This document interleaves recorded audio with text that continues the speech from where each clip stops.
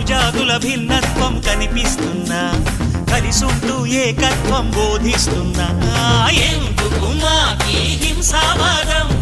ఎదిగేటందుకు అది ఆటంకం నేర్పరం మాకు సోదర భావం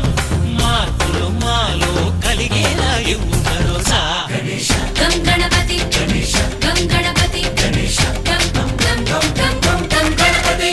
జై జై గణేశ జై కొడత గణేశ జయములిప్పు బొజ్జ గణేశ